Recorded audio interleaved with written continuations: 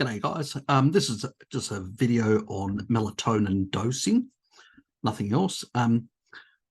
Elizabeth from Mexico, she needs to use Fisetin for her mum, for her condition.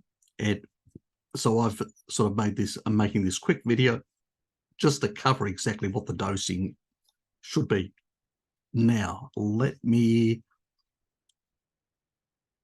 share my screen. Okay, so the dosing should be 20 milligrams per kilo of body weight. So if you're, let's say, 70 kilos, that's 1.4 grams. Got it? So if I divide that by 154 per pound, per one single pound, it's 9.09 per pound of Fisetin. So that's how you do the actual calculations. Now, unfortunately, there are a lot of people out there saying Fisetin doesn't work and stuff like that. That is for another video, another day. They are confused. They have no idea what they're talking about. They're looking at some recent rat studies that came out, and they were using 1/6. So rather than in the, which is equivalent for human per kilo body weight, rather than 20 milligrams per kilo body weight, it was about 3 point something, which is about 1/6. As a consequence of that low dose, you get different types of signaling. That's for another video that I will cover and explain, but the dosing was wrong, you know, but the higher dosing works. Now, and that's where the confusion is lying, and there's a lot of people out there going, and this was the ITP that actually did this. The ITP is an organization that does a lot of what are called experiments on drugs. They don't do so much on supplements, primarily on drugs, but occasionally they do. This is for the National Institute of Health in the US.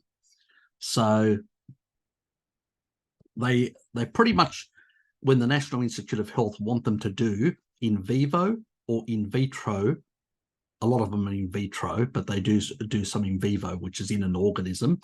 They do it just for the compound, nothing else. There's no nuancing whatsoever. And this is the problem, because it's not nuanced, so just checking the compound, there's a lot that fails. First of all, they were using, the dosage was too low. Second, Fisetin is a fat-soluble polyphenol. If you don't consume it with fat, it's not going to be well absorbed. It's going to be very poorly absorbed. So these are the problems. The other thing is how to amplify it.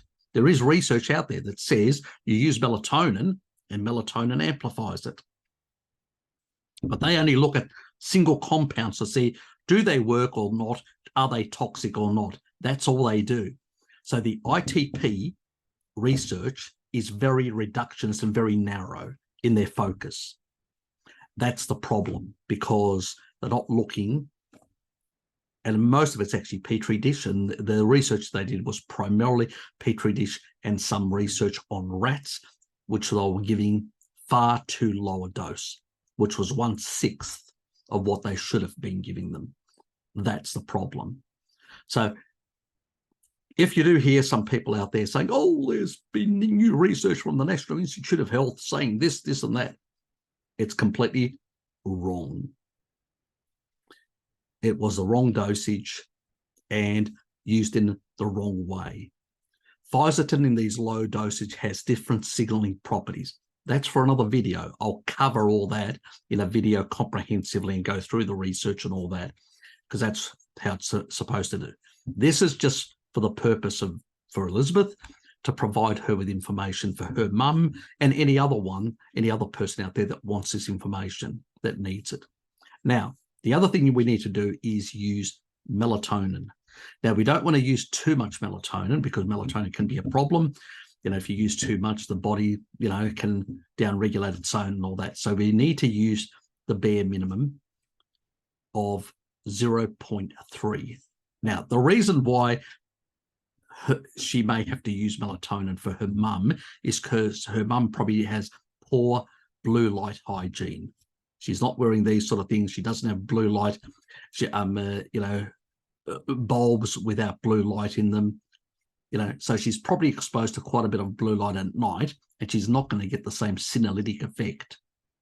So we use fat to absorb it. So we take taurine earlier to lower cortisol levels, so we can keep melatonin at much higher levels, and also to increase melatonin, natural melatonin. But because of the light situation, we're primarily getting a bit of melatonin, and we're keeping the cortisol effect down, which can affect negatively the melatonin. So that's why we take the taurine about 6 o'clock. After that, and at least, about three to, if you're a small person, about 2 grams at minimum. If you're slightly middle-sized, 3 grams. And if you're large, about 4 grams in the evening, because you've got more tissue to basically, which is going to spread out and be absorbed in more tissue. So more cells, you require a bit more. Remember, volume. This is what they do in the nutritional and pharmacological area of veterinary science. They get it. These sort of RDIs are just ridiculous in human, for human purposes. They're not, but for animals, because there's money associated with feeding exactly the right dosages, they know the size of the animal determines what you feed them and the quantity of supplements and whatever else. That's how it should work for humans as well. But we have some other type of physicians who think they know better and ignore the volume, the size of the humans that they are dealing with. So that's why the RDIs are. Anyway, that's for another day. I'll rant for half an hour on that issue, and we'll cover it comprehensively. Now, we need to look at some research on melatonin to cover that point. So let me just share my screen again. So we'll get rid of that.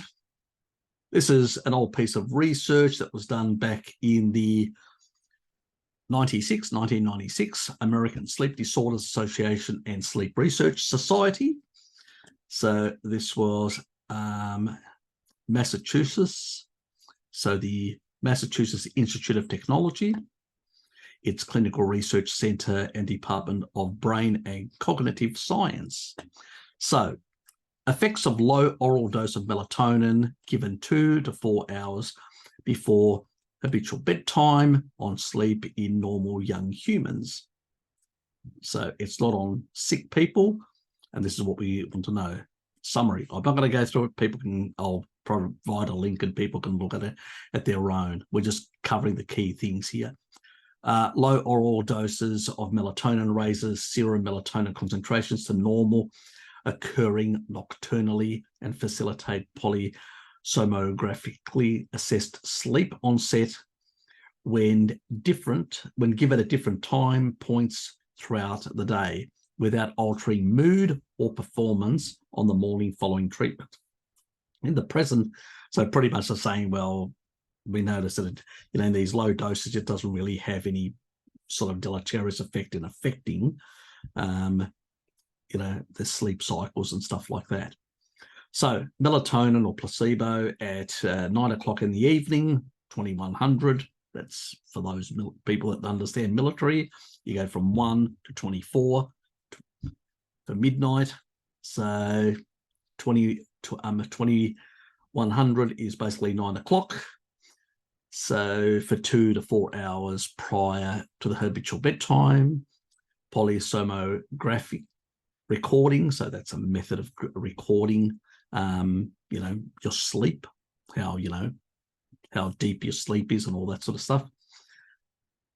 of overnight sleep began at 10 o'clock, 2200 hours, and continued until 700 or 7 a.m.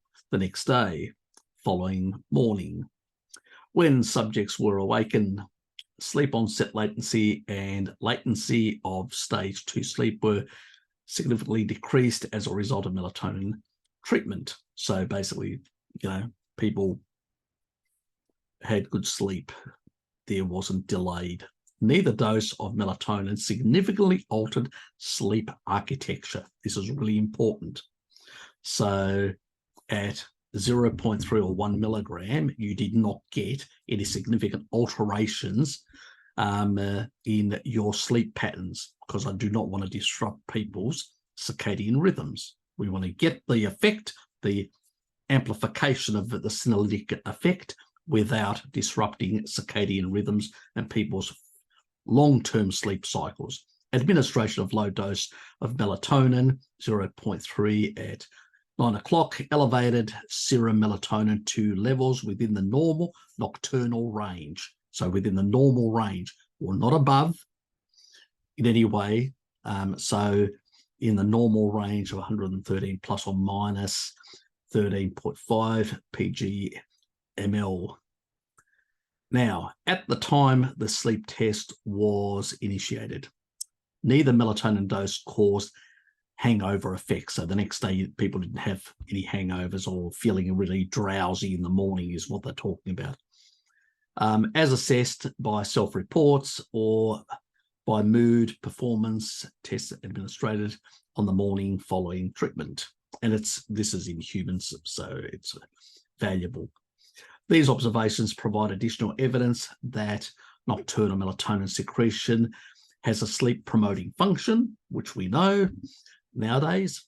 They also indicate that the increase in serum melatonin concentrations within the normal physiological range does not significantly alter sleep architecture in subjects with normal sleep who receive the treatment several hours prior to their habitual bedtime. That's important. So we're not altering anything, and people can still get that. So you can actually buy a 0.3 milligram or 1 milligram dose.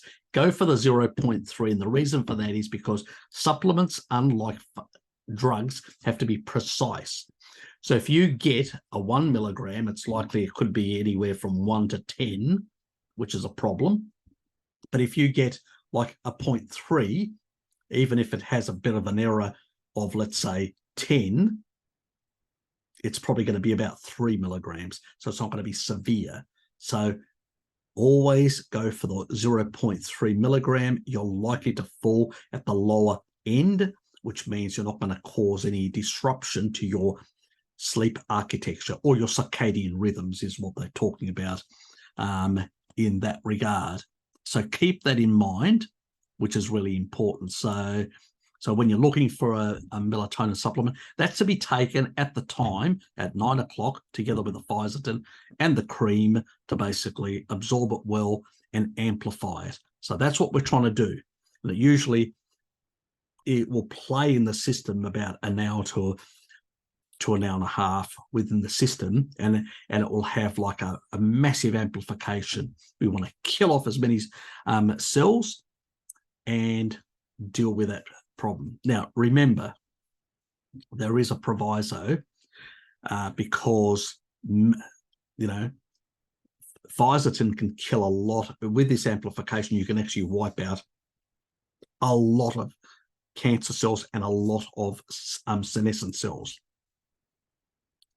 and drop CD38 signaling.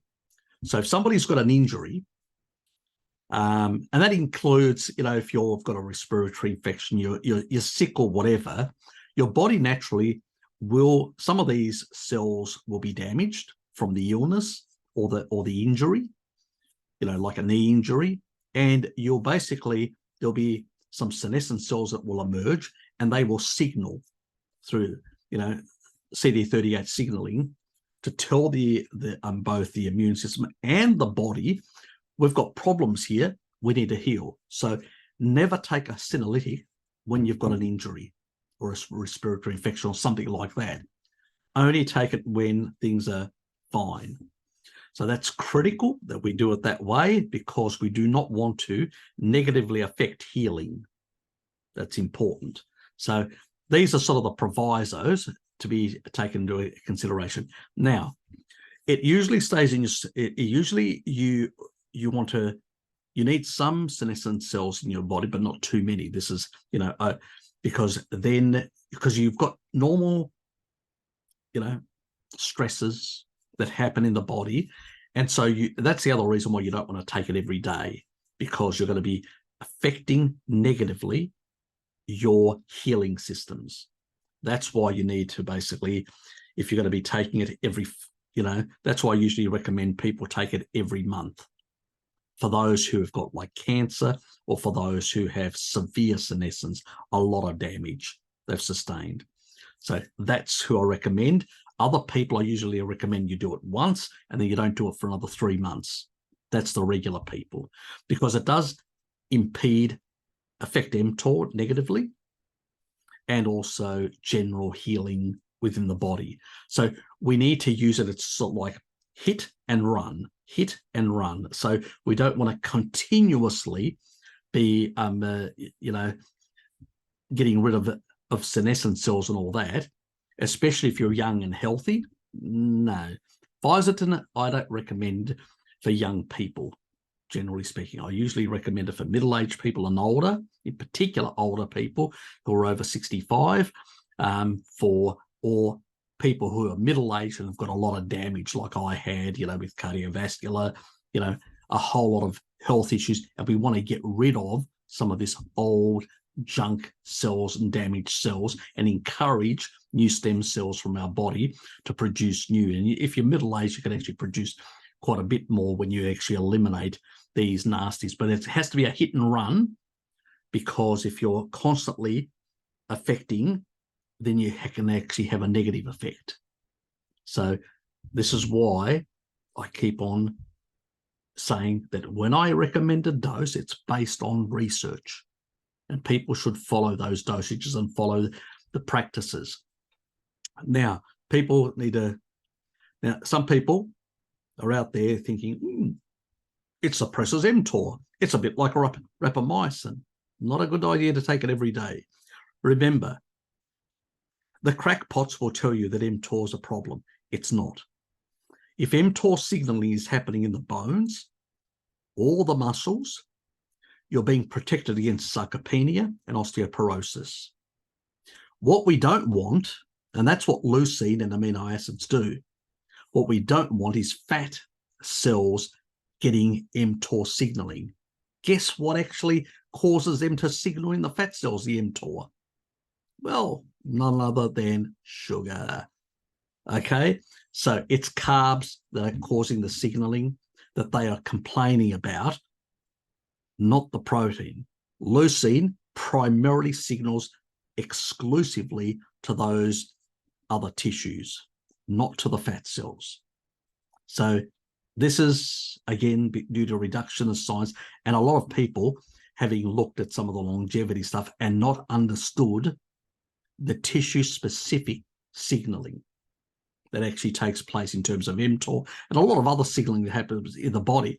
You could have different signaling in different tissues because of different types of substances that are in the body initiating those signals. Amino acids signal IGF-1 and insulin, but so does carbohydrates in the fat cells and via certain growth pathways, but not growth pathways where you want it, in the wrong areas. This is why people on a standard, whether they're on a veganurized diet, plant-based, so to speak, or on a diet which is, the standard diet, which people are very low in protein, in those sort of groups of people, what do we see? Sarcopenia, osteoporosis, these sort of things. They're getting signaling of mTOR activation, but it's in the wrong tissue type. That's the thing. So keep that in mind, guys. So, the problem with Fisetin is it does it in all tissues. and we don't want to be constantly taking it every day and constantly signaling suppressing mTOR, okay? Because you'll end up long-term with weaker bones and weaker muscles. Not a good idea. So we want a hit and run, hit and run, hit and run. Keep that in mind. And we want to amplify the effect at night with melatonin or with good sleep hygiene. So you've got high melatonin, got it? And the, 6 o'clock, the taurine, to amplify melatonin and lower your cortisol levels at night so you can calm down, so you can actually help those systems to work properly. So that's what we do. And if people have got are in a metastatic cancer sort of state, then every fortnight, hit and run.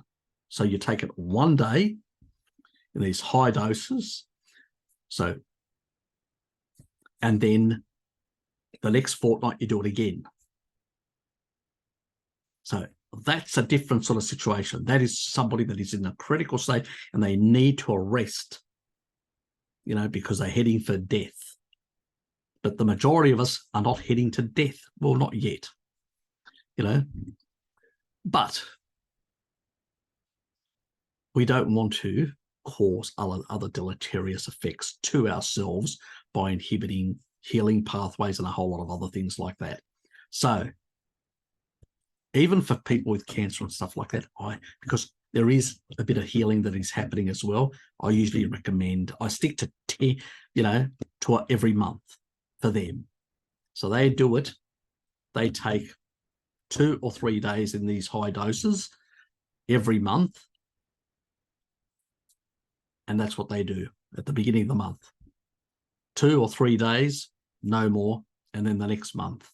For the majority of people who just want to occasionally, a bit like fasting occasionally, long fasts, 3-day fasts or stuff like that you do occasionally, same thing, occasionally every 3 months, you can do senolytics to kill off a whole lot. But make sure you're not healing for other reasons. You don't have any respiratory things, you don't have any illness of any sort, or you don't have any sports injury or whatever else. Keep that in mind, because that will negatively affect your healing, okay? Because the signaling isn't going to happen because you're going to wipe out those senescent cells at the locality. So you're not going to, and lower your CD38 signaling. And we don't want to do that. So just keep that in mind. Anyway, that's pretty much it, what I wanted to cover. So anyway, see yous.